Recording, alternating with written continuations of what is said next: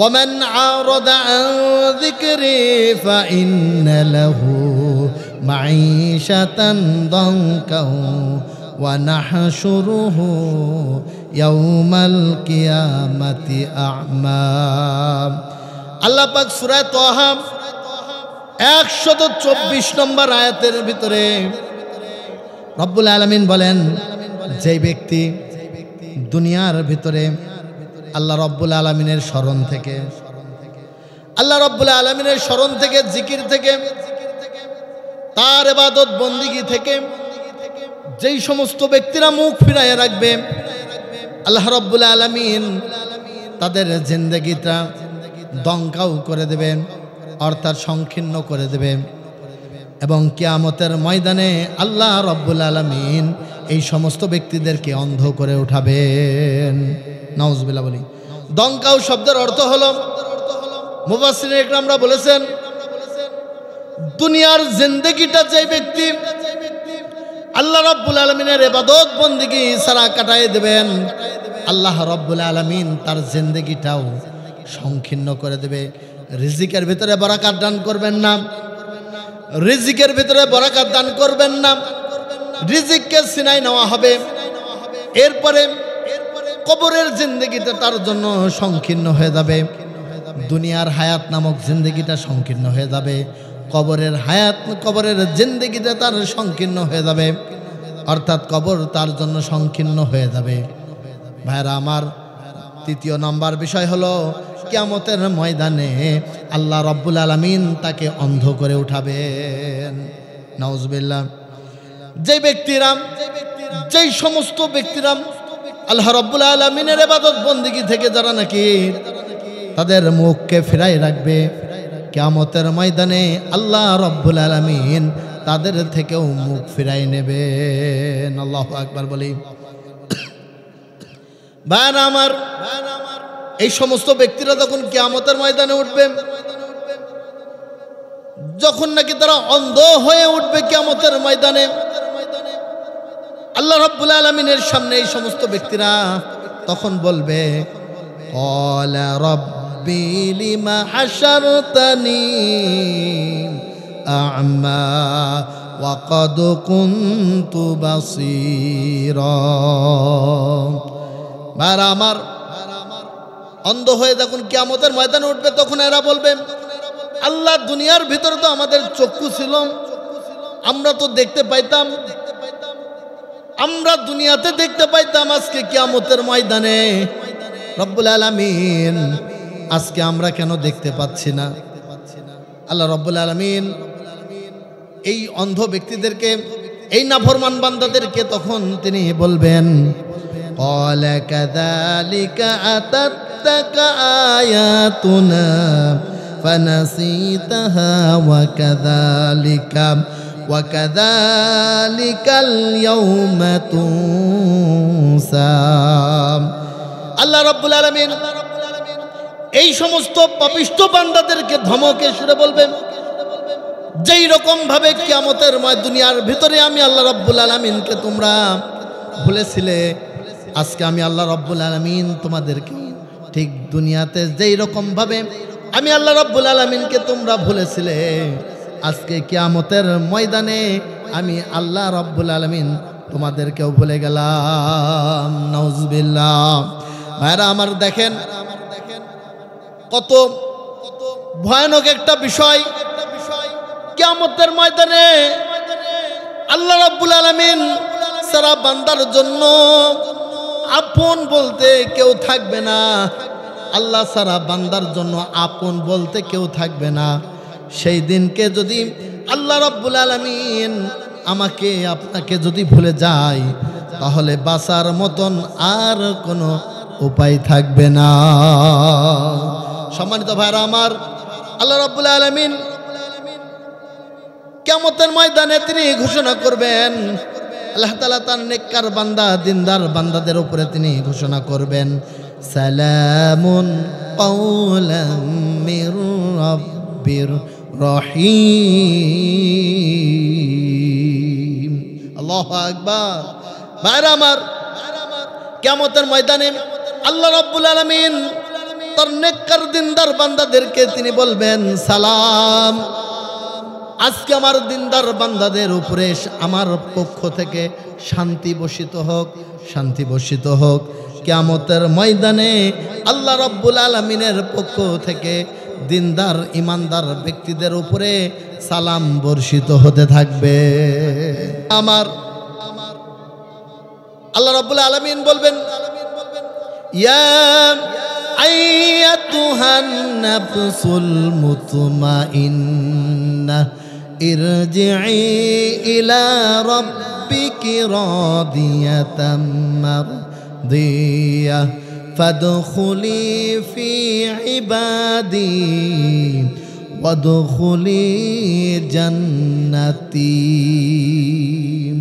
আল্লাহ রাব্বুল আলামিন বলবেন, ইয়া আইয়াতুহান নাফসুল মুতমাইন্নাহ, হে নফসে মুতমাইন্না দলের আজকে তোমরা কোথায়? যারা নাকি দুনিয়ার ভিতরে কত রকমের কষ্ট সহ্য করেছো, তারপরে আমি আল্লাহ রাব্বুল আলামিনের ইবাদত বন্দেগী করেছো, আমি আল্লাহর ইবাদত বন্দেগী ছেড়ে দাও নাই। ভাইরা আমার, এই সমস্ত ব্যক্তিদেরকে বলবে ফাদখুলি ফি ইবাদি, আমার ইবাদত বন্দেগী করেছো, ওয়াদখুলি জান্নাতি। আল্লাহু আকবার। ভাইরা আমার, সেই দিনকে বলবেন কষ্ট করে ইবাদত বন্দেগী করেছো, আজকে আমার তৈরি করা নিয়ামত নামক জান্নাতের ভিতরে তোমরা প্রবেশ করো। সুবহানাল্লাহ। ভাইরা আমার, দিনদার ব্যক্তিদের সঙ্গে আল্লাহ রাব্বুল আলামিন এত সুন্দর ব্যবহার করবেন, এরপরে আল্লাহ তাআলা বলবেন ওয়ামতাজুল ইয়াউমা আইয়ুহাল মুজরিমুন। আজকে কোথায় ওই যে পাপিষ্ঠ বান্দারা যারা নাকি মুজরিম ছিলেন, আমার দিনদার ব্যক্তিদের সামনে থেকে, আমার দিনদার বান্দাদের সামনে থেকে তোমরা আজকে হেঁটে যাও, তাদেরকে দূর দূর করে তাড়িয়ে দেবে, আর কোনো উপায় থাকবে না। এই সমস্ত ব্যক্তিরা তখন দিনদার বান্দাদের সামনে থেকে যখন চলে যেতে লাগবে, তখন তারা বলবে রব্বুল আলামিন, দুনিয়াতে তো একসাথে চলাফেরা করতাম, একই বাজারে বাজার করতাম, একই সাথে চলাফেরা করতাম, আজকে এই সমস্ত বান্দাদের কাছ থেকে রব্বুল আলামিন আপনি আমাদেরকে কেন আজকে দূর করিয়ে দিচ্ছেন, তাড়িয়ে দিচ্ছেন? একটু দিনদার ব্যক্তিদের কাছে যদি থাকতে পারতাম তাহলে ভালো হতো। আল্লাহ রাব্বুল আলামিন বলবেন, আলাম আহাদ ইলাইকুম ইয়া বানি আদম আল্লা তা'বুদুশ শাইতান ইন্নাহু লাকুম আদুব্বুম মুবিন। আল্লাহু আকবার। আল্লাহ রাব্বুল আলামিন বলবেন, হে বনি আদমের সন্তানরা, আমি আল্লাহ রাব্বুল আলামিন তোমাদেরকে বলি নাই দুনিয়ার ভিতরে তোমরা শয়তানের অনুসরণ করিও না, শয়তানের অনুসরণ করিও না। কারণ হলো ইন্নাহু লাকুম আদুব্বুম মুবিন, শয়তান তোমাদের নিঃসন্দেহে প্রকাশ্যে শত্রু। মাইকের আওয়াজ যত দূরে যাচ্ছে, মা এবং বোনেরা এবং ভাইরা, ও যুবক ভাইরা শুনো, দুনিয়ার খেল তামাশার পিছনে পড়ে, দুনিয়ার মোহে পড়ে, দুনিয়ার মহব্বতে পড়ে আখিরাত নামক বস্তুকে তোমরা হারিও না। আখিরাতের জিন্দেগির শুরু আছে, শেষ নাই। আর দুনিয়ার জীবন শুরু আবার শেষও আছে। जगा जी लगाने के ए दुनिया नहीं है, इबरत की जहां तमाशा नहीं है। এই দুনিয়া হলো খেল তামাশার দুনিয়া নয়, এই দুনিয়া খেল তামাশার দুনিয়া নয়। এই দুনিয়া দিয়ে আখিরাত নামক জায়গাকে বিজয় করতে হবে, সেই জায়গাতে পাশ করতে হবে, জাহান্নাম থেকে জান্নাতি হতে হবে।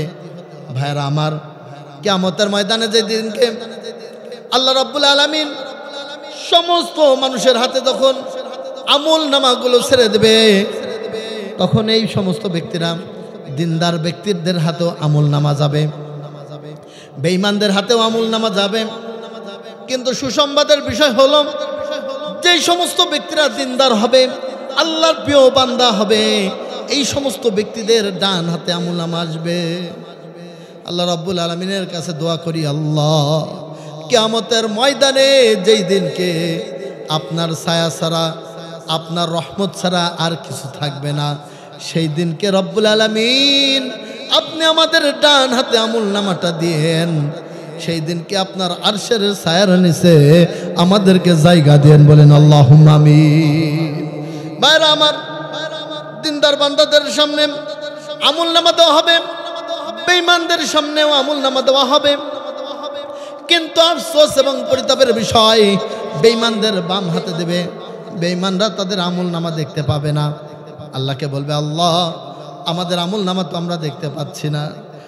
ফেরেশতাদেরকে বলবে, ওই সমস্ত নাফরমান বান্দাদেরকে বাম হাতে আমল দেওয়া হয়েছে, পিছন দিকে দেওয়া হয়েছে, তাদের হাতগুলোকে বুকটাকে ছিঁড়ে বাহির করে সামনে এনে দাও, সামনে এনে দাও, তারা যেন তাদের আমলনামা দেখতে পায়। ফেরেশতারা আল্লাহ রাব্বুল আলামিনের হুকুম শুনে তাদের বুকটা ছিঁড়ে বাম হাতটা সামনে এনে দেবে এবং তারা আমল দেখার পরে বলবে, মালি হাদাল কিতাবি লা ইউগাদিরু সগীরাতান ওয়ালা কাবীরাতান ইল্লা আহসাহা। হায়রে কি এক আশ্চর্য কিতাব, কি আশ্চর্য কিতাব, বড় গুনাহ তো ছাড়ে নাই, বড় গুনাহ তো ছাড়ে নাই, ছোট থেকে ছোট গুনাহ পর্যন্ত ছাড়ে নাই। এই সমস্ত গুনাহ খাতা, এই সমস্ত বিষয় দেখার পরে এই যে ডান হাতে আমলনামা দেবে, বাম হাতে আমলনামা দেবে, আল্লাহ রাব্বুল আলামিন আমলনামা কিয়ামতের দিন ছোটটাও দেখাবেন, বড়টাও দেখাবেন। এই কথাটাকে সুন্দরভাবে সুস্পষ্টভাবে সূরাতুল জিলজালের 7 এবং 8 নম্বর আয়াতের ভিতরে আল্লাহ তাআলা বলেন, ফামাইয়ামাল মিথকালা যাররাতিন খায়রান ইয়ারাহ ওয়া মাইয়ামাল মিথকালা যাররাতিন শাররান ইয়ারাহ। আল্লাহ রাব্বুল আলামিন কিয়ামতের ময়দানে যদি কোনো বান্দা অনুপরিমাণও যদি একটা ভালো কাজও করে থাকে, এই অনুপরিমাণও একটা ভালো কাজ আল্লাহ রাব্বুল আলামিন কিয়ামতের ময়দানে দেখাবেন। আর যদি একটা অনুপরিমাণও যদি খারাপ কাজ করে থাকেন, অনুপরিমাণও যদি একটা খারাপ কাজ করে থাকে, এই সমস্ত ব্যক্তিদের আমলনামাটাও কিয়ামতের ময়দানে আল্লাহ তাআলা দেখাবেন। ভাইরা আমার, একেবারে ক্ষুদ্র থেকে ক্ষুদ্র যদি বদ আমল করে থাকি তাও দেখাবেন। এই সমস্ত আমল দেখার পরে বদকার বান্দারা জাহান্নামের ভয়ে, আল্লাহ রাব্বুল আলামিনের ভয়ে, তখন তারা মিথ্যা কথার আশ্রয় নেবে। তখন আল্লাহ রাব্বুল আলামিনের সামনে বলবেন, আল্লাহ এই সমস্ত পাপের কাজ আমরা একটাও করি নাই। আল্লাহ রাব্বুল আলামিন তখন বলবে, ঠিক আছে, তোমরা পাপের কাজ করো নাই। আল্লাহ রাব্বুল আলামিন তখন ঘোষণা করবেন, আল ইয়াউমা নাখতিমু আলা আফওয়াহিহিম ওয়া তুকাল্লিমুনা আইদিহিম ওয়া তাশহাদু আরজুলুহুম বিমা কানু ইয়াকসিবুন। আল্লাহু আকবার। সেই দিনকে কিয়ামতের ময়দানে আল্লাহ তাআলা বলবেন, তাদের মুখ বন্ধ করে দাও। এখন আপনাদের কাছে প্রশ্ন হলো, আল্লাহ রাব্বুল আলামিন কিয়ামতের ময়দানে মুখ বন্ধ করে দেবেন, হাতের জবান খুলে দেবে, পায়ের জবান খুলে দেবে। এই হাত এবং পা কিয়ামতের ময়দানে আমার আপনার বিপক্ষে, পক্ষে বিপক্ষে সাক্ষী দিতে থাকবে, বলি আল্লাহু আকবার। আজকে দুনিয়ার ভিতরে এই মুখ আছে তাই কথা বলতেছি, কিয়ামতের ময়দানে আল্লাহ রাব্বুল আলামিন হাতের জবানটা খুলে দিতে পারে কি পারে না? সেই দিনকে আল্লাহ রাব্বুল আলামিন এর সামনে যখন অপমান অপদস্থ হয়ে যাবে, এই জাহান্নামী ব্যক্তিদেরকে আল্লাহ রাব্বুল আলামিন তখন বলবেন, হাদিহি জাহান্নামুল্লাতী কুনতুম তুআদুন। ওই যে আজকে জাহান্নামে যে ওয়াদা করা হয়েছিল, আজকে সেই জাহান্নামের ভিতরের দিকে তোমরা চলে যাও। তাদেরকে জাহান্নামের দিকে যখন তাদেরকে যখন ঘোষণা হয়ে যাবে জাহান্নামের দিকে চলে যাও, তখন জাহান্নামী ফেরেশতা তাদেরকে কিভাবে নিয়ে যাবে সেই কথা আল্লাহ তাআলা কোরআনুল কারীমের ভিতর বলছেন। আল্লাহ রাব্বুল আলামিন বলেন, ওয়াসিকাল্লাযীনা কাফারু ইলা জাহান্নামা যুমারা। আল্লাহ রাব্বুল আলামিন কিয়ামতের ময়দানে কাফের বেঈমানদেরকে জাহান্নামের দিকে হাঁকাতে হাঁকাতে নিয়ে যাবে, একেবারে বেউজ্জতির সাথে নিয়ে যাবে। আজকে দুনিয়ার ভিতরে যেমন ভাবে আমার ভাই তোমার ভাই কত সুন্দর স্লোগান দিয়ে সামনের দিকে আমাকে তোমাকে সম্মান দিচ্ছে, কিয়ামতের ময়দানে যদি তুমি জাহান্নামী হয়ে যাও, আল্লাহ রাব্বুল আলামিনের ফেরেশতারা তোমাকে বেউজ্জতির সাথে হাঁকাতে হাঁকাতে নিয়ে যাবে। বলে নাউজুবিল্লাহ। কিয়ামতের ময়দানে যখন জাহান্নামের সামনে এই পাপিষ্ঠ বান্দারা যখন জাহান্নামের সামনে যাবে, জাহান্নামের রক্ষিক তাদেরকে দেখে বলবে, তাকাদু তামাইয়াজু মিনাল গায়দ কুল্লামা উলকিয়া ফিহা ফাউজুন সাআলাহুম খাযানাতুহা আলাম ইয়াতিকুম নাযীর। আল্লাহু আকবার। আল্লাহ রাব্বুল আলামিন জাহান্নামের ফেরেশতারা তখন কি বলবে? জাহান্নামের রক্ষিক বলবে, হায় রে হায়, এ জাহান্নামী, আজকে কেন জাহান্নামের ভিতরে আসলি? তোদের সামনে কি ভীতি প্রদর্শককারীরা যায় নাই? আলেম ওলামারা কি যায় নাই? তোদেরকে দিনের কথা বোঝায় নাই? কোরআনের কথা বলে নাই? জান্নাত জাহান্নামের কথা কি তোদের সামনে বলে নাই? তোরা কি জাহান্নামের এমন ভয়াবহ অবস্থা তোরা কি শুনিস নাই? আজকে কেন জাহান্নামে আসলি? জাহান্নামীরা বলবে, ক্বালু বালা ক্বাদ জাআনা নাযীর ফাকাযযাবনা ওয়া কুলনা মা নাযালাল্লাহু মিন শাইইন ইন আনতুম ইল্লা ফি যালালিন কাবীর। আল্লাহু আকবার। ভাইরা আমার, সেই দিনকে বলবে, আমাদের সামনে ভীতি প্রদর্শককারীরা আসছিল, আমরা সেই দিনকে নবী রাসূলরা আমাদের সামনে জান্নাত জাহান্নামের কথা বলেছে, জাহান্নামের ভয় আমাদের সামনে দেখাইছে, কিন্তু সেই দিনকে আমরা জাহান্নামের ভয় করি নাই এবং আলেম ওলামাদেরকে মিথ্যাবাদী বলেছি, আলেম ওলামাদেরকে বলেছি রাজাকার। কত রকমের টেক আমাদের উপরে লাগানো হয়েছে, লাস্ট পর্যন্ত আমাদেরকে বলা হয়েছে পাগল, মাথা খারাপ, রাষ্ট্রলোভী, আছে না নাই? আমাদেরকে এমন এমন কথা বলা হয়েছে। এই জাহান্নামীরা বলবে, আল্লাহ, ভীতি প্রদর্শককারীরা আমাদের সামনে আসছিল, তাদেরকে আমরা মিথ্যাবাদী বলে তাদেরকে দূর দূর করে হেঁটিয়ে দিয়েছি। সমাজের ভিতরে আলেম ওলামাদেরকে, সাধারণ মানুষদের ভিতরে আলেম ওলামাদেরকে খারাপ বানিয়েছি এবং এই সমস্ত আলেম ওলামাদেরকে মিথ্যা তহমত দিয়ে, নারী দিয়ে, অর্থরবি মামলা দিয়ে তাদেরকে জেলখানার ভিতরে ঢুকাইছি। বলেন নাউজুবিল্লাহ। হায়রে, এই সমস্ত ব্যক্তিদেরকে যখন স্বীকার করে নেবে, হায়রে, ভীতি প্রদর্শককারীদেরকে আমরা মানি নাই, আল্লাহর হুকুমকে আমরা মানি নাই, যখন নাকি তারা বলবে, ওয়াকালু লাউ কুন্না নাসমাউ আও নাকিলু মা কুন্না ফি আসহাবিস সাঈর। তাদের কথা যদি আমরা মানতাম আর তাদের কথা যদি শুনতাম, তাহলে আজকে এই কিয়ামতের ময়দানে আমাদেরকে বেউজ্জতি হয়ে জাহান্নামের ভিতরে আসতে হতো না। এই জন্য ভাইরা আমার দোয়া করেন, জাহান্নামের ভিতরে যেন আল্লাহ রাব্বুল আলামিন এমন কোনো বদ আমলের জন্য যেন আমাদেরকে না দেয়, কারণ জাহান্নামের ভিতরে 1 মিনিট থাকার মতন ক্ষমতা আমাদের নাই। জাহান্নামের ভিতরে যখন তাদেরকে ফেলাই দেওয়া হবে, জাহান্নামীরা পানি পানি করে চিৎকার করবে, ক্ষুধার যন্ত্রণায় কাতর হয়ে পড়বে, কান্নাকাটি শুরু করে দেবে, আল্লাহকে বলবে, আল্লাহ, আজকে আমাদেরকে একটু খেতে দেন, আজকে আমাদেরকে একটু পানি পান করার জন্য একটু সুযোগ করে দেন। এই সমস্ত বান্দারা যখন পানি পানি করে চিৎকার করতে থাকবে, ভাইরা আমার, আল্লাহ রাব্বুল আলামিন তখন বলবেন তুসুকমিন আইনিন আনিয়া লাইসা লাহুম তাআমুন ইল্লা মিন দরি লা ইউসমিনু ওয়ালা ইউগুনি মিন জু। বলি আল্লাহু আকবার।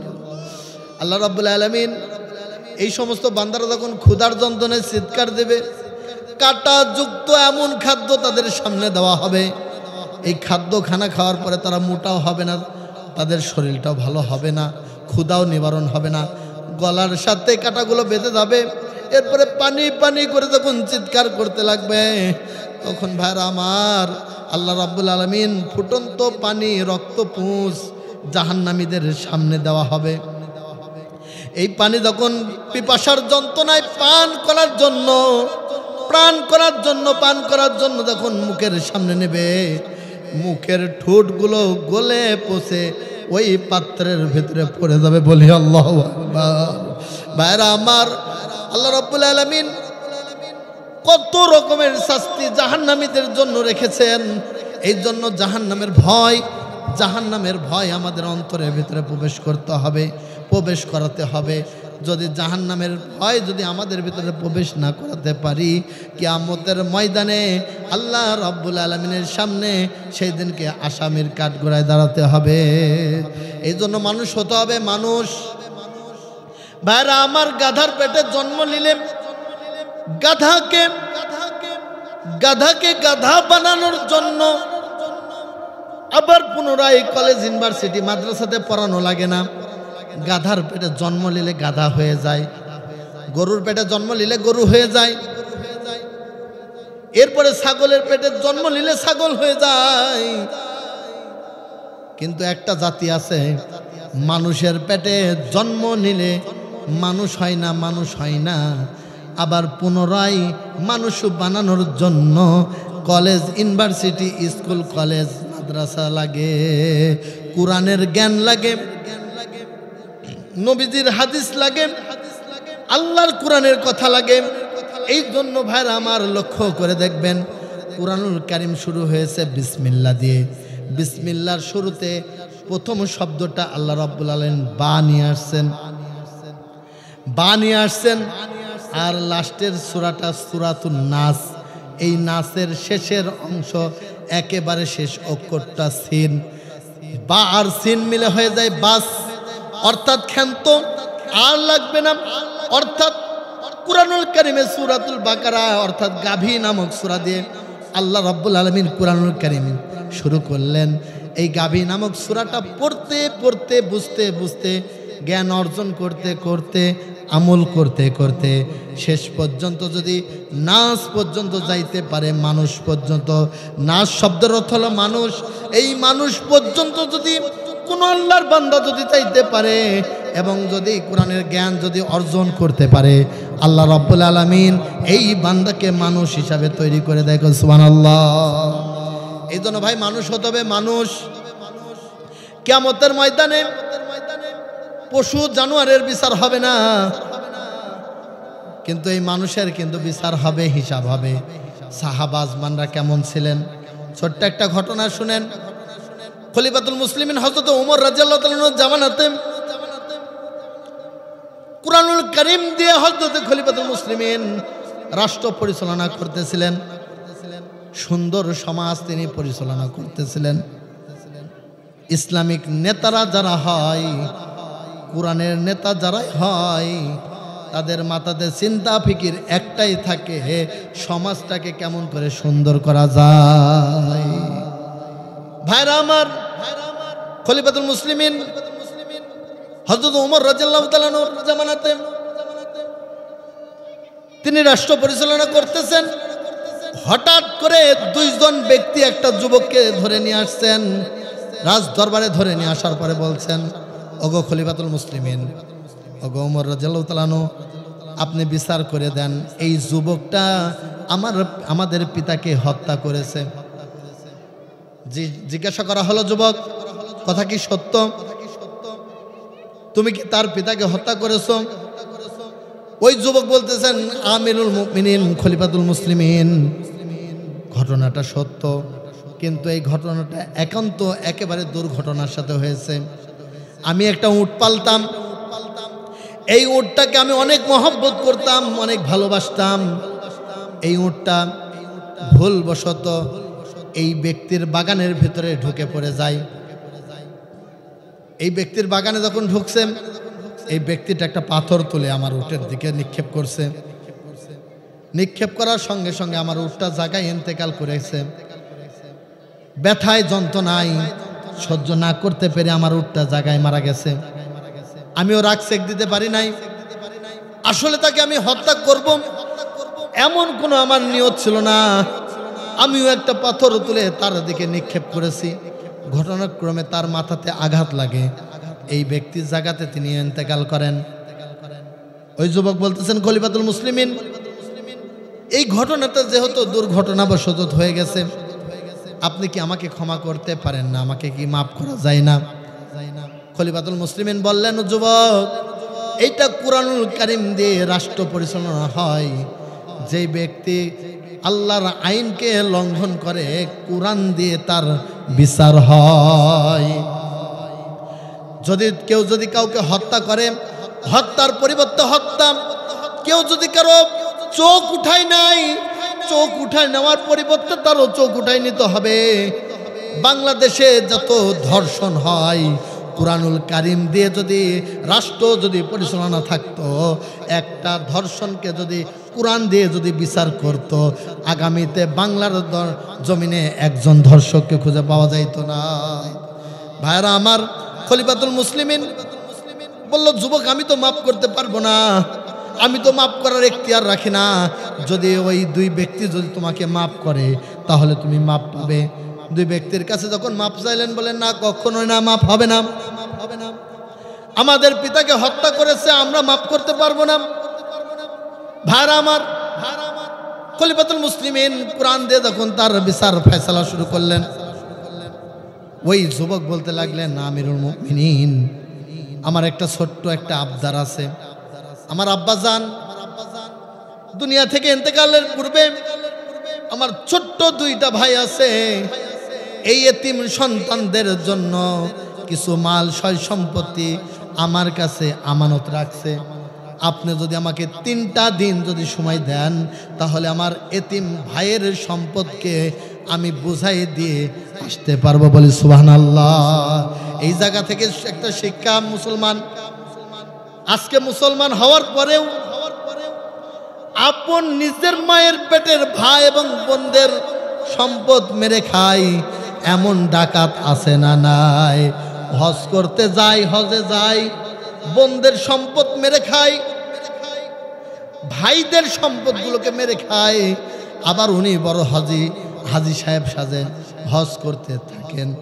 ভাইরা আমার, আল্লাহ রাব্বুল আলামিন বলেন, ও হাজি, বোনকে ঠকালি, ভাইকে ঠকালি, আবার আমার ঘরে এসে ক্ষমা চাইলি, দুনিয়া থেকে বিদায় নিয়ে অন্ধকার কবরে আয়।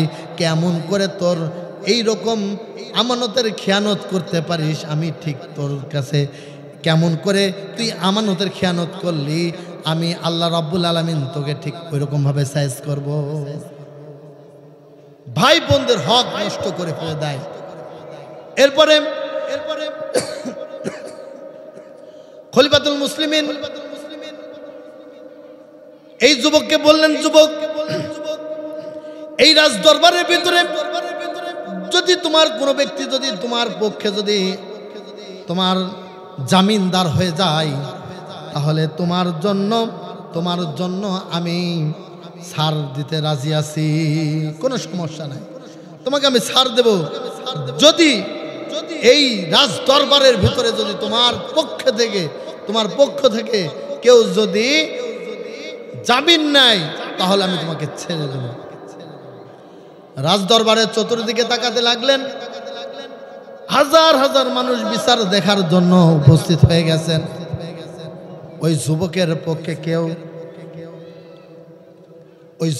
পক্ষে কেউ জামিন নিচ্ছেন না। কিছুক্ষণ পর লক্ষ্য করে দেখলেন রাজদরবারের পিছনের থেকে একজনের হাত উঁচু করলেন। লক্ষ্য করে দেখলেন এইটা তো আর কেউ নয়, এটা হলো হযরতে আবু যর গেফারি রাদিয়াল্লাহু তাআলা আনহু, জলিলুল কদর সাহাবী, আল্লাহ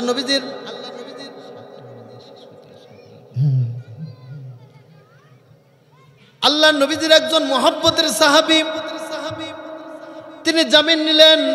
জামিন নেওয়ার উদ্দেশ্য হলো, দেখেন বুঝেন, যদি এই যুবকটা যদি না আসে তাহলে এই যুবকের পরিবর্তে আবু যর গেফারি রাদিয়াল্লাহু তাআলা আনহুকে হত্যা করা হবে।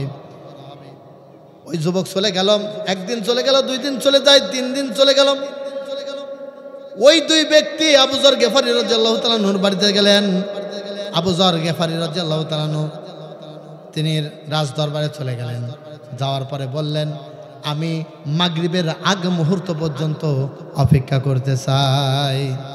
তিনি মাগরিবের আগ মুহূর্ত পর্যন্ত অপেক্ষা করতে লাগলেন। রাজ দরবারে হাজার হাজার মানুষ আজকে চেয়ে আসে, হায় রে হায়, একটা বালকের জন্য, একটা যুবকের জন্য আজকে আল্লাহ নবীজির সাহাবী হযরতে আবু যর গেফারি রাদিয়াল্লাহু তাআলা আনহু তাকে আজকে দুনিয়া থেকে বিদায় নিতে হবে, তাকে কতল করে ফেলে দেওয়া হবে। তিনি লক্ষ্য করে দেখলেন মাগরিবের আগ মুহূর্তে সূর্যটা ডুবু ডুবু ভাব, এমন সময় দেখা যাচ্ছে ওই যুবকটা রাজ দরবারের দিকে আস্তে আস্তে আসতেছে। সুবহানাল্লাহ। খলিফাতুল মুসলিমিন অবাক হয়ে তাকিয়ে থাকলেন। যুবক, তুমি জানো এই জায়গাতে আসলে তোমাকে হত্যা করা হবে, তুমি এটা জানো, এরপরেও তুমি কেন রাজ দরবারে আবার পুনরায় তুমি ফিরে আসলে? যুবকটা বলতেছেন, খলিফাতুল মুসলিমিন, আমি জানো এমন কোনো ভুল কাজ না করি, আগামীতে যেন মুসলমান দূরে থাক, কোনো কাফের বেঈমানরা যেন বলতে না পারে একজন মুসলমান কথা দিয়েছে আর ওই মুসলমান কথা রাখে নাই। আজকে আমাদের অবস্থা, সকালে কথা দিলে বিকালে নাই, কত কথার বরখেলাপ করি। আবু যর গেফারি রাদিয়াল্লাহু তাআলা আনহুকে বলেন, আবু যর, এই রাজ দরবারে হাজার হাজার মানুষ ছিল, কেউ তার পক্ষে জামিন নিল না, তুমি কেন তার পক্ষে জামিন নিলে? আবু যর গেফারি রাদিয়াল্লাহু তাআলা আনহু বললেন, কিয়ামতের ময়দানে কোনো কাফের বেঈমান যেন না বলতে পারে, অথবা দুনিয়াতে যেন কেউ না বলতে পারে একজন মুসলমানের কাছে সাহায্য চেয়েছে, মুসলমান সাহায্য করে নাই, এই জন্য আমি তাকে সাহায্য করলাম। এরপরে ওই 2 ব্যক্তি বললেন, খলিফাতুল মুসলিমিন, আমরাও ওই যুবককে মাফ করে দিলাম। বলে সুবহানাল্লাহ। বলে তোমরা কেন মাফ করলে? বলে কোনো কাফের মুশরিক যেন না বলতে পারে একজন মুসলমান ক্ষমা চেয়েছে আর মুসলমান হয়ে মুসলমানকে ক্ষমা করে নাই। মানুষের মতন মানুষ হতে হবে। আল্লাহ রাব্বুল আলামিন আমাদের এই কথার উপরে প্রত্যেককে আমল করার তৌফিক দান করে। আল্লাহুম্মা আমিন। সম্মানিত ভাইরা আমার, আল্লাহর কোরআনের মাহফিলে, কোরআনের তাফসীরের মাহফিলে সবচেয়ে বড় হক হলো কোরআন থেকে সুন্দর করে জাতিদেরকে, আল্লাহর বান্দাদেরকে সুন্দরভাবে বোঝানো। ভাইরা আমার, আমরা যে আল্লাহ রাব্বুল আলামিনের গোলাম, এই দুনিয়াতে আল্লাহ রাব্বুল আলামিন আমাদেরকে একটা হায়াত নামক দৌলত দিয়েছে। কথা বলেন ঠিক কিনা? হায়াত নামক একটা দৌলত দিয়েছেন। এই দৌলতটা, হায়াত নামক এই দৌলতটা আল্লাহ রাব্বুল আলামিন এমন একটা সময় আসবেন আমাদের কাছ থেকে কেড়ে নেবেন, কিন্তু এই দুনিয়ার জিন্দেগিতে আমি কি করলাম এর হিসাব আছে না নাই? এই জন্য আল্লাহ রাব্বুল আলামিন বলছেন, আমি যে সমস্ত বান্দাদেরকে, আমার যে সমস্ত খলিফা হবে, আমার বান্দা হবে, তারা যখন জমিনের ভিতরে দায়িত্ব নেবে তখন তারা 4 দফা কাজ করবে। কয় দফা বলতে হবে ভাই? কয় দফা? 4 দফা কাজ করবে। 1 নম্বর দফা হলো জমিনের দায়িত্ব পাওয়ার পরে সঙ্গে সঙ্গে তারা জমিনের ভিতরে নামাজকে প্রতিষ্ঠিত করবে। বলেন সুবহানাল্লাহ। সম্মানিত ভাইরা আমার, এক নম্বর বিষয় হলো জমিনের দায়িত্ব পাওয়ার সঙ্গে সঙ্গে তারা নামাজ প্রতিষ্ঠিত করবে। আর দুই নম্বর বিষয় হলো জমিনের দায়িত্ব পাওয়ার সঙ্গে সঙ্গে তারা যাকাতকে প্রতিষ্ঠিত করবে, যাকাত প্রদান করবে। আপনারা প্রশ্ন করতে পারেন, হুজুর নামাজ আর যাকাত আল্লাহ রাব্বুল আলামিন শুরুতে বললেন কেন? আর নামাজ পড়লে পারে কি লাভ? আর নামাজ কেনই বা প্রতিষ্ঠিত করতে হবে? আল্লাহ রাব্বুল আলামিন বলছেন, ইন্নাস সালাতা তানহা আনিল ফাহশাই ওয়াল মুনকার। নিশ্চয় যারা সালাত প্রতিষ্ঠিত করবে, নামাজ প্রতিষ্ঠিত করবে, নামাজি বান্দাদেরকে অশ্লীল এবং খারাপ কাজ থেকে বিরত রাখে। কোন সুবহানাল্লাহ। এখন আপনারা বলেন তো দেখি, আপনাদের কাছে প্রশ্ন হলো, নামাজ যেই সমাজে প্রতিষ্ঠিত আছে আল্লাহ রাব্বুল আলামিন বললেন ওই সমাজটা অশ্লীল কাজ থেকে দূরে থাকবে। এখন আপনাদের কাছে প্রশ্ন হলো, হুজুর আপনারাও প্রশ্ন করতে পারেন, হুজুর অনেক জায়গাতে দেখা যায়, অনেক নেতাদেরকে দেখা যায় নামাজ পড়তে পড়তে কপালে দাগ ফেলায় দিয়েছে, কিন্তু গম চুরিতে পাকা পুক্ত, ঠিক কিনা? নামাজ পড়ে এরপরে অশ্লীল কাজ করে, তাহলে তার নামাজ কোথায় গেল? আর অশ্লীল কোথায়, অশ্লীল কাজটা কোথায় রইল? আর আল্লাহ রাব্বুল আলামিন বললেন নিশ্চয় নামাজি ব্যক্তিদেরকে অশ্লীল খারাপ কাজ থেকে বিরত রাখে। এই জায়গাতে আমরা দুইটা জিনিস দেখি, দুইটা জিনিস পাওয়া যায়। নামাজ প্রতিষ্ঠিত হওয়ার জন্য, নামাজ আদায়ের পরেও যদি গুনাহের কাজ করে, এই জায়গাতে দুইটা জিনিস আমরা পাই। সেটা হলো এক নম্বর, নামাজের ভিতরে কি পড়তে হয়। আল্লাহর অনেক বান্দা 40 বছর 50 বছর 10 বছর পর্যন্ত নামাজ পড়ে, তারপরেও জানে না নামাজের ভিতরে সূরা ফাতিহা কেমন ভাবে পড়তে হয়। সূরা ফাতিহার পরে সূরা মেলানোর বিষয়, এটাও অনেকে জানে না। এরপরে দোয়া তাসবিহ গুলো, তাশাহুদ, দুরূদ শরীফ, দোয়া মাসুরা, এরপরে বেতেরের নামাজে দোয়ায়ে কুনুত পড়তে হয়। বলেন তো দেখি, এখন যদি হাত তুলতে যদি বলি কয়জন শুদ্ধর সাথে বাদ রাখেন? এমনিতেই দোয়ায়ে কুনুত কয়জনে পারেন? তাহলে নামাজের ভিতরে সূরা ফাতিহা আপনি ভালোভাবে পড়লেন না, নামাজের ভিতরে আপনি সূরা ফাতিহার সাথে সূরা মিলানো জানলেন না, তাশাহুদ জানলেন না, আত্তাহিয়াতু, দুরূদ শরীফ, দোয়া মাসুরা আপনি জানলেন না। বলেন তো দেখি, একটা বিল্ডিং করলেন, বিল্ডিং করার পরে এই যে সামিয়ানাটা করা হয়েছে, এই সামিয়ানা যদি খুঁটি যদি না দেওয়া হতো, এই সামিয়ানা টিকতো? কথা বলেন মুসলমান ভাই। এই যে সামিয়ানাটা দেওয়া হয়েছে, এই সামিয়ানার নিচে যদি খুঁটি না দেওয়া হতো, এই সামিয়ানা টিকতো? এই সামিয়ানা টিকতো না, সামিয়ানা খসে পড়ে যাইত। নামাজি ব্যক্তি নামাজ পড়ে, তার উঠা বসাটাই শুধু নামাজ নয়, নামাজের ভিতরে তার দোয়া তাসবিহগুলো সঠিকভাবে আদায় করতে হবে। যদি দোয়া তাসবিহগুলো সঠিকভাবে আদায় না করতে পারেন, আপনার নামাজ হবে না। কথা বুঝতে পারছেন ভাই? এক নম্বর বিষয়, নামাজ পড়ার পরেও অশ্লীল কাজ থেকে সে দূরে থাকে না কেন? তার এক নম্বর বিষয়, নামাজের ভিতর কি পড়তে হয় এগুলো জানে না। দুই নম্বর বিষয় হলো, আল্লাহর অনেক বান্দার নামাজ পড়ে, নামাজের ভিতরে দেখবেন সুন্দরভাবে হাতটা বাঁধছে, বান্দার পরে মসজিদের ফ্যান গুনে। এমন বদমাইশ আছে না নাই? ইমাম সাহেব কেমনে নামাজ পড়ে, ইমাম সাহেবের নামাজের ভুল ধরে। নামাজ শেষে বলে, হুজুর দেখলাম আপনার পাটা একটু বেশি লড়াচড়া করতেছিল। আরে বদমাইশ, তুই দেখলি কেমন করে? নামাজ পড়তে হলে তোর কপাল যেই জায়গাতে নামাজের জায়গাতে পড়বে, তোর নজরও সেই জায়গাতে থাকতে হবে। কথা বলেন ঠিক কিনা? নামাজের ভিতরে মনোযোগ থাকতে হবে। ছোট্ট একটা ঘটনা বললে বুঝতে পারবেন। কিছু সংখ্যক সাহাবা আসমানরা এসে আল্লাহ নবীজির দরবারে ডাক দিয়ে বলছে, ইয়া রাসূলুল্লাহ, ইয়া হাবিবাল্লাহ, আপনার জামাতা হযরত আলী রাদিয়াল্লাহু তাআলা আনহু যুদ্ধের ময়দানে একটা বিষাক্ত তীর তার পায়ে নিক্ষেপ হয়েছে, অনেক রক্তক্ষরণ হচ্ছে। ইয়া রাসূলুল্লাহ, ইয়া হাবিবাল্লাহ, আলী রাদিয়াল্লাহু তাআলা আনহুর পা থেকে যদি তীরটা যদি বাহির করা যদি না হয়, রক্ত স্খলন হতে হতে রক্ত শূন্য হয়ে হযরত আলী দুনিয়া থেকে বিদায় নিতে পারে। বলি আল্লাহু আকবার। আল্লাহ নবীজি বললেন, আমার আলীকে ডাক দাও। দুইজন সাহাবীর কাঁধের উপরে ভর করে হযরত আলী আসলেন। এসে আল্লাহ রসুল বললেন, আমার আলীর পা থেকে তীর বাহির করার চেষ্টা করো। তীর বাহির করার চেষ্টা করতেছিল। এই ওকে ধরেন, বসো বাবা, বসো, দুষ্টুমি করো না।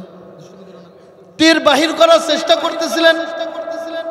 হযরত আলী রাদিয়াল্লাহু তাআলা বলতেন, ও আল্লাহ নবীর সাহাবীরা শোনো, আমার তীরে তোমরা হাত দিও না। তোমরা আমার তীর ধরে টান দিচ্ছ না তো মনে হয় আমি আলীর কলিজা ধরে টান দিচ্ছ। আল্লাহ নবীজি বিষয়টা বুঝতে পারলেন। সাহাবাজমানদেরকে নিয়ে নামাজে দাঁড়িয়ে গেলেন। আলী রাদিয়াল্লাহু তাআলা নামাজে দাঁড়িয়ে গেলেন। চারজন সাহাবীকে দায়িত্ব দিলেন। লম্বা কথা, চারজন সাহাবীদেরকে দায়িত্ব দিলেন, আমার আলী যখন নামাজে দাঁড়িয়ে যাবে, আমার আলীর পা থেকে তোমরা তীর বাহির করার চেষ্টা করবে। আলী রাদিয়াল্লাহু তাআলা যখন নামাজে দাঁড়িয়ে গেলেন, চারজন সাহাবী চিন্তা করলেন, নামাজের বাহিরে হযরত আলী রাদিয়াল্লাহু তাআলার পায়ের তীরে হাত দেওয়া যাচ্ছিল না। নামাজের ভিতরে যদি আলীর পায়ের তীর ধরে যদি টান দেয় তাহলে তো আলী চিৎকার দিয়ে উঠবে। বলি আল্লাহু আকবার। এরপরে আল্লাহ নবীজি বলেছেন হযরত আলী রাদিয়াল্লাহু তাআলা যখন নামাজে দাঁড়ায় গেছেন, দুইজন সাহাবী শক্ত করে পা ধরছেন। এরপরে ভাইরা আমার, দুইজন সাহাবী এত জোরে তীর ধরে টান দিয়েছেন, আলী রাদিয়াল্লাহু তাআলার পা থেকে গোশত উঠে গেছে। বলি আল্লাহু আকবার। হযরত আলী রাদিয়াল্লাহু তাআলা নামাজ যখন শেষ করলেন, চতুর্দিকে দেখলেন অনেক রক্ত। তিনি জিজ্ঞাসা করলেন, ও নবীজির সাহাবীরা শোনো, মনে হয় মসজিদে নববীর ভিতরে কাউকে কতল করা হয়েছে। আল্লাহ নবীজি বললেন, আলী তোমার পায়ের তীরের দিকে একটু খেয়াল করে দেখো। তীরের দিকে খেয়াল করে দেখে তীরও নাই, গোশতও নাই। আলী রাদিয়াল্লাহু তাআলা বললেন, ইয়া রাসূলুল্লাহ, আমার পায়ে তো তীর ছিল, কোথায়? সাহাবারা অবাক হয়ে গেল যে আলী রাদিয়াল্লাহু তাআলা নামাজের বাহিরে তার তীরে হাত দেওয়া যাচ্ছিল না। নামাজের ভিতরে ঢুকলেন, আলী রাদিয়াল্লাহু তাআলার পায়ে তীর উঠানো হলো, গোশত উঠে গেল। আলী কি টের পায় নাই? আলীকে বললেন, আলী নামাজের ভিতরে তোমার তীর সাহাবাজমানরা ধরে উঠানো হয়েছে, তীরকে তারা উঠিয়ে ফেলছে, তুমি কি টের পাও নাই? আলী রাদিয়াল্লাহু তাআলা বলেন, ইয়া রাসূলুল্লাহ, ছোট মাসুম বাচ্চার মতন টুকরে টুকরে কাঁদতে লাগলেন, ইয়া রাসূলুল্লাহ, আমি আলী যখন নামাজে ছিলাম তখন মনে হয় আমার রব্বে কাবা রব্বুল আলামিন আমার আলীর সামনে দাঁড়ায় যায়। আমার সাহাবাজমানরা অবাক হয়ে গেলেন। আলী রাদিয়াল্লাহু তাআলা বললেন, ওই নামাজ নয় যেই নামাজের ভিতরে মনোযোগ থাকে না। ভাইরা আমার, নেতা যদি হতে হয় প্রথম নম্বর নামাজ প্রতিষ্ঠিত করতে হবে, আর নিজেও নামাজ আদায় করতে হবে। আমার দেশের অনেক নেতাদেরকে দেখা যায় ভোটের আগে নামাজ পড়ে, এরপরে নামাজের খবর নাই। ঠিক কিনা বল ভাই? কথা কি অবাস্তব বললাম? আমাদের দেশে অনেক নেতা দেখা যায়, আমার নেতার চরিত্র ফুলের মতন পবিত্র, নামাজ পড়ে না এক ওয়াক্ত, গাঞ্জা টানে 5 ওয়াক্ত, গরিবের হক নষ্ট করায় পাকাপোক্ত। কথা বলেন ঠিক কিনা? এক নেতা এরকম ভাবে আপনার রাত্রেবেলা খায় মাল, ঠিক কিনা তাদের তাল। এই এক নেতা বাড়ির ভিতরে ঢুকে, ঘরের ভিতরে ঢুকে বাদ দি, মানে মাথা তো ঠিক নাই, গুহাল ঘরের ভিতরে ঢুকছে। খুব মনোযোগ দিয়ে শুনবে। গুহাল ঘরের ভিতরে ঢুকে গরুর ন্যাজ ধরে টান দিয়ে বলছে, ময়নার মা, ও ময়নার মা, প্রতিদিন তোমার চুলের বেনি 2টা বাঁধো, আজকে একটা কে? ওটা কি ময়নার মা না গুহালের গরু? মাতালে তো ঠিক নাই। ও মা চিন্তা করতেছে যে ময়নার মা কথা বলছে না কেন? এ ময়নার মা, কথা বলিস না কেন? কি চাস বল? রাজশাহীতে আগামীকালকে নিয়ে যে তুই যা চাবি তাই মার্কেট করে দেবে। এখন গোয়ালের গরু যদি ময়নার মা বলে ঝাঁকাঝাঁকি করে, গরু কি বলেন ঠিক থাকবে? পিছনে 2 পা উঠাইয়া ঠাস করে লাত্তি মারছে, ময়নার মায়ের লাত্তি খেয়ে উঠানের যে মাতালখোর পড়ছে, পড়ার পরে চোখ ডলে চিন্তা করছে এ তো ময়নার মা না গো, এ তো গোহালের গরু। কথা বলেন ঠিক কিনা ভাই? আমাদের দেশে এই সমস্ত নেতারা আমাদের উপরে, আমার খুবই আফসোস লাগে, যে ব্যক্তি নিজের চরিত্র ঠিক নাই সে কেমন করে সমাজকে ঠিক করবে? কথা বলেন ঠিক কিনা ভাই? এজন্য নেতা যদি হতে হয়, প্রথম নাম্বার গুণ হলো নামাজ প্রতিষ্ঠিত করতে হবে, নামাজ পড়তে হবে। দ্বিতীয় নাম্বার গুণ হলো সমাজের ভিতরে, রাষ্ট্রের ভিতরে যাকাত প্রতিষ্ঠিত করতে হবে। ঠিক কিনা ভাই? যদি যাকাত প্রতিষ্ঠিত হয়ে যায়, ওই সমাজে চুরি থাকবে না, রাহাজানি থাকবে না, ছিনতাই থাকবে না। যদি ওই সমাজের ভিতরে যদি চুরি যাকাত যদি প্রতিষ্ঠিত হয়, তাহলে চুরি থাকবে না। আপনার যাকাতের টাকা দিয়ে আপনি একটা শিক্ষিত যুবককে আপনি একটা কাজের ব্যবস্থা করে দেন, একটা বেকার যুবককে আপনি একটা রিক্সা কিনে দেন। বলেন ওই যুবক রিক্সা পাওয়ার পরে, ওই যুবক কর্ম পাওয়ার পরে সে কি আর চুরি করবে? কথা বলেন না ভাই? সে চুরি করবে? চুরি করবে না। কারণ আমাদের বাঙালিরা খেটে খেতে পছন্দ করে, সারাদিন খাটবে, আল্লাহর ইবাদত করবে, রাত ভর ঘুম পারবে। কথা বলেন ঠিক কিনা? এরপরে আয়াতের শেষের অংশ আছে, সৎ কাজে আদেশ দাও, অসৎ কাজে নিষেধ করো। সৎ কাজে কি করতে হবে? আদেশ দিতে হবে, অসৎ কাজে নিষেধ করতে হবে। নিষেধ করতে হবে 3 ভাবে। একভাবে হলো যারা রাষ্ট্রীয় পাওয়ার আছে তারা হাত দিয়ে তারা বাধা দিতে হবে অন্যায় কাজকে। এরপরে সমাজের ভিতরে উলামা একরাম যারা আছে তারা হলো মুখ দ্বারা তারা বাধা দেবে। এখন যদি মুখ দেয়া বাধা দিতে যে যদি আপনি বাধা দেন, তাহলে আল্লাহর কাজের ব্যাপারে আপনি বাধা দিলেন। কথা বলেন ঠিক কিনা ভাই? এই জন্য 3 নম্বর বিষয় হলো, যদি আপনি বাধাও দিতে পারছেন না, মানাও করতে পারছেন না, তাহলে অন্তর দ্বারা ঘৃণা করতে হবে। এজন্য ভালো কাজের আঞ্জাম দিতে হবে, ভালো কাজের আপনার আদেশ দিতে হবে, খারাপ কাজের বাধা দিতে হবে। পারা যাবে তো ইনশাল্লাহ ভাই?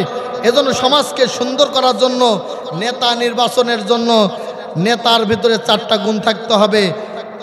এই 4টা গুণ হলো যে যখন নেতা হয়ে যাবে তখন নামাজ প্রতিষ্ঠিত করতে হবে। যেই নামাজ পড়ে না সেই নেতার পিছনে আমরা থাকা যাবে না। যেই ব্যক্তি নামাজ আদায় করে না, নামাজ পড়ার জন্য আহ্বান করে না, আজানের বিরুদ্ধে কথা বলে, এই সমস্ত ব্যক্তিদের আশেপাশে থাকা যাবে না। এজন্য ভাইরা আমার একটা ভোট, আমার একটা বিষয়, এটা আমাকে কিয়ামতের ময়দানে যেন এটা আমার নাজাতের জরিয়া যেন হয়ে যায়। ছোট্ট সময়ের ভিতরে আমি অল্প একটা কথা বলে শেষ করব বক্তা আসার পূর্বেই, যে মানুষ যদি মানুষের মতন হতে হয় তাহলে 5টা জিনিস আসার পূর্বেই 5টা জিনিসকে মূল্যায়ন করতে হবে। 1 নম্বর বিষয় হলো বার্ধক্য আসার পূর্বে যৌবনকালকে মূল্যায়ন করতে হবে। পারা যাবে তো ইনশাল্লাহ ভাই? যুবক ভাইরা যারা আছো শুনছো, তোমরা তো মূল্যায়ন করছো এখন মার্কেটে, তোমাদের মূল্যায়ন করতে হবে আল্লাহর ঘরে। যারা বার্ধক্য অবস্থায় চলে গেছে তাদেরকে জিজ্ঞাসা করো, দেখো যৌবনকালের জন্য তাদের কতটা আকাঙ্ক্ষা। এই জন্য ভাইরা আমার, প্রথম নম্বর বিষয় হলো বার্ধক্য আসার পূর্বে যৌবনকালকে আপনার মূল্যায়ন করতে হবে। দ্বিতীয় নাম্বার বিষয় হলো অসুস্থতা আসার পূর্বে সুস্থতাকে গনিমত মনে করতে হবে, মূল্যায়ন করতে হবে। পারা যাবে তো ইনশাআল্লাহ? আপনি অসুস্থ হয়ে গেলে আল্লাহ রাব্বুল আলামিনের এবাদত বন্দেগী করতে পারবেন না। এই জন্য অসুস্থ হওয়ার পূর্বেই সুস্থতা নামক বিষয়টাকে আপনাকে মূল্যায়ন করতে হবে। তৃতীয় নাম্বার বিষয় হলো দারিদ্রতা আসার আগে সচ্ছলতাকে আপনার মূল্যায়ন করতে হবে। আপনার হাতে কিছু টাকা আসলো, আপনি এটা একেবারে খরচ করে ফেলে দিলেন। আপনার দারিদ্র এসে গেলে, আপনার দারিদ্র এসে গেলে তখন কিন্তু আল্লাহর ইবাদত করতে পারবেন না। দারিদ্রতা এমন একটা জিনিস মানুষদেরকে কুফুরির রাস্তাতে নামিয়ে দেয়, কাফের পর্যন্ত বানিয়ে দেয়। বললেও তুমি হাসতে হাসতে বিদায় নেবে বলে সুবহানাল্লাহ। এমন জীবন করিও গঠন, মরণের সময় হাসিবে তুমি, কাঁদিবে ভবন। ভাইরা আমার, বাংলাদেশে অনেক উলামা একরামরা ছিল, তারা দুনিয়া থেকে বিদায় নেওয়ার সময় হাজার হাজার মানুষেরা জানাজায় উপস্থিত হয়েছে, তাদের জন্য চোখের পানি ফেলেছে। অনেক আল্লাহর বান্দারা, অনেক জালেমরাও দুনিয়া থেকে বিদায় নিয়েছে, তাদের লাশগুলো কুত্তা শিয়ালের মতন দাফন কাপন হয়েছে, কথা ঠিক কিনা? এই জন্য যারা নাকি আল্লাহর রাস্তাতে জীবনটাকে গড়াই নিল, অবসর সময়কে কাজে লাগালো, ব্যস্ততা আসার পূর্বেই অবসর সময়কে যারা কাজে লাগায়, এরাই হলো মূল্যবান ব্যক্তি। যারা মূল্য দিয়েছে এরাই হলো সাচ্চা ব্যক্তি, কথা বলেন ঠিক কিনা? এজন্য কাজ শিখো। তোমার অবসর সময় আছে, কাজ শিখো। এরপরে ৫ম নম্বর বিষয় হলো মৃত্যু